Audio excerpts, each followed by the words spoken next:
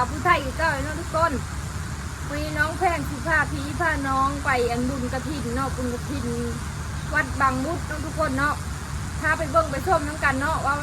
ประเพณีบ้านเขามันจะเป็นยังไงเนาะไปกันเลย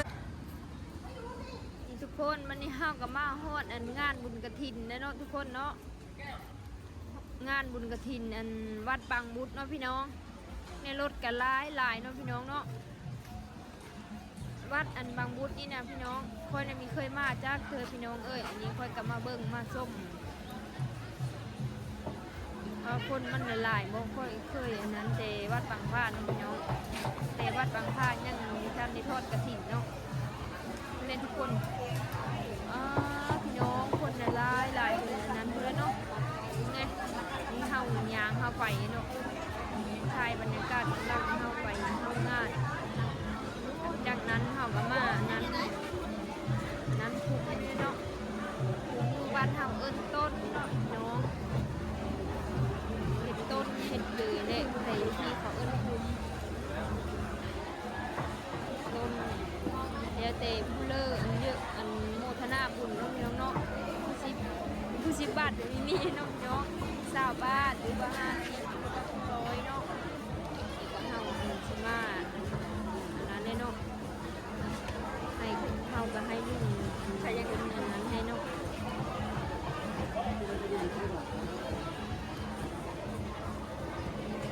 เฮ็ดให้หาเน็บได้พี่น้องเอ้ยนี่นะใส่ตัวนี้แหละเฮาสิมาเน็บตัวนี้เนาะเซฟใส่บกโวยตัวนี้เดี๋ยวเตะหมูธนาบุญเนาะพี่น้องว่าเยอะอันหมูชำเลิศนะบุญโกยตัวเอิ้นผูกม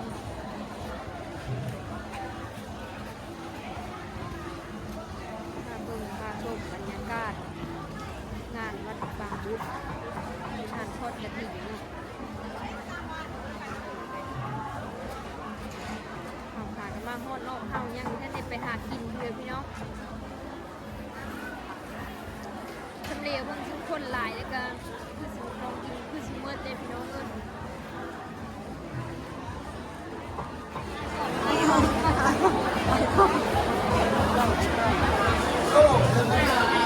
พัดกินไวนู้บ้างอ่ะ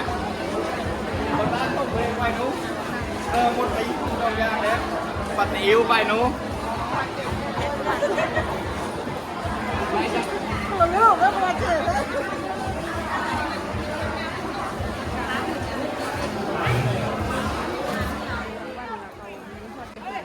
ต่อคิวกินเฟอเนาะทำก๋วยเตี๋ยวอันนี้ก็ก๋วยเตี๋ยวพี่น้องกะย่างมาเลาะเบิ้งโล่งท่านเนาะพี่น้องเนาะลงทอกโล่งท่านที่เดือนนี้แหละเป็นอย่างนู้นเส้นเหลืองๆแต่เฮาก็รู้จักว่าเส้นอย่างเส้นเหลืองๆแต่เส้นเหลืองๆนี่แหละเอาสิย่างเลาะไปเบิ้งเนาะโล่งท่านว่ามันจะมีที่เดือนแน่คนกระลายจนย่างนี่ได้เลย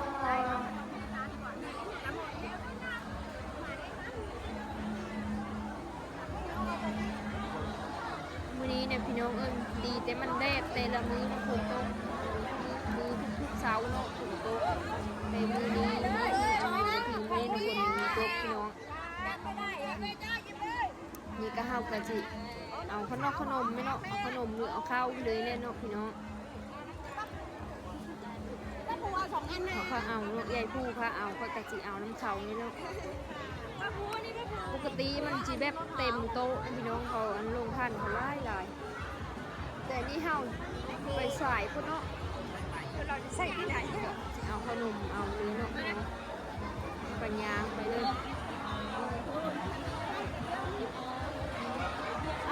เอาแล้วก็นั่งกินตามโต๊ะตามตั้งเลยเนาะคนหลายเป็นยังหากับมาหมดพี่น้องไปหากับมาหมดการหายางเลาะเบิ่งของครบของกินมันมีที่เดือกินแน่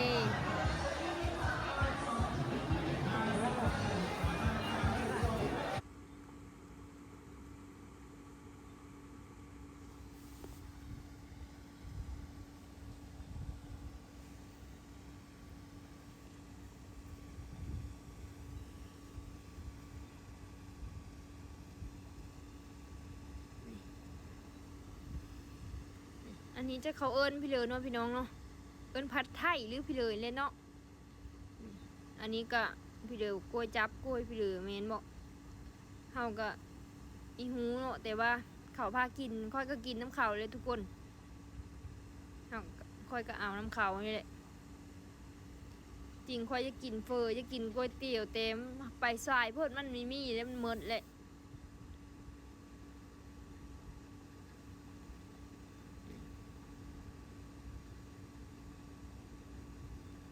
ค่อยก็เอาถ้วยหนึ่งเนาะ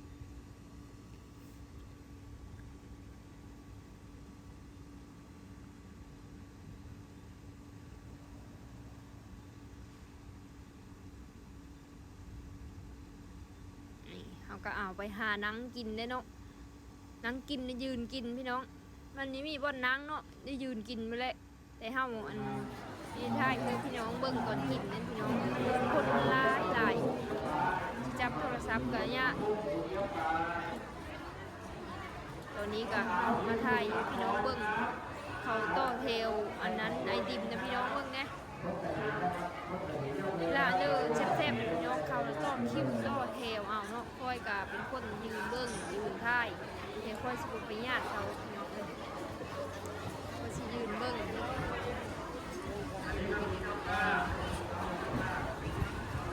เป็นขนมกันเนาะเลยก็คิวได้เลยกะ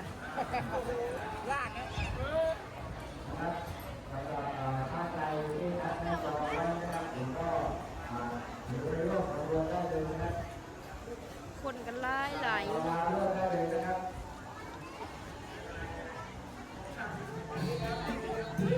หลังจากกินข้าวกินอยู่แล้วนี่กับนี่กะอันผู้เฒ่าผู้แก่กองยกกองย่างเขาก็แห่กระทินแห่กระท่อมกระทินเรือมาเลยเนาะน้องนี่กะ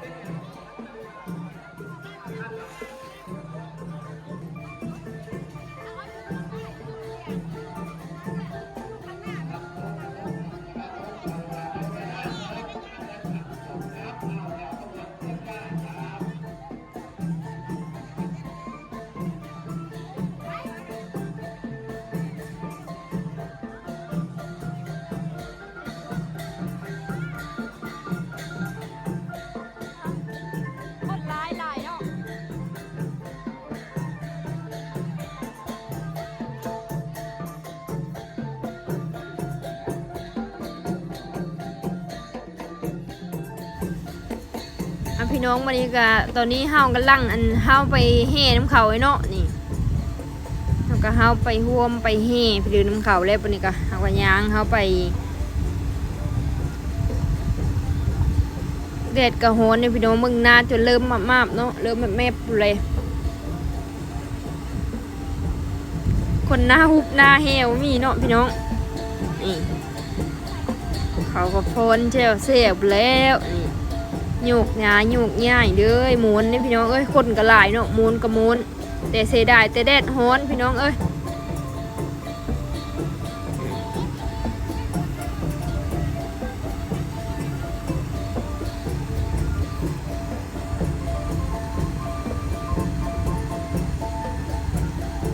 เฮาก็ฟ้อนโยกน้ำเขาจักหน้อยนึงเนาะพี่น้อง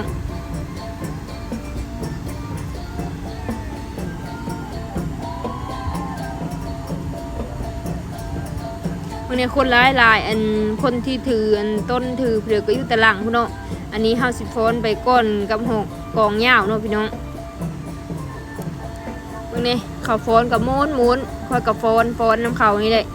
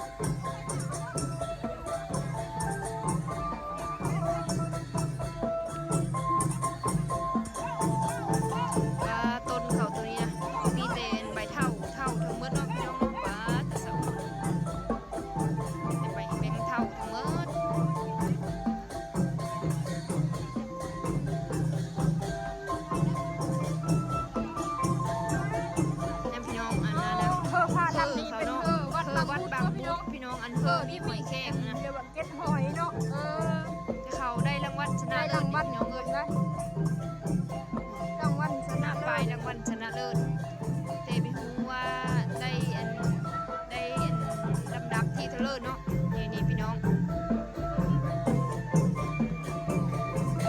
แห่กลับคืนเลยเนาะ จะไปกลับมาเนาะ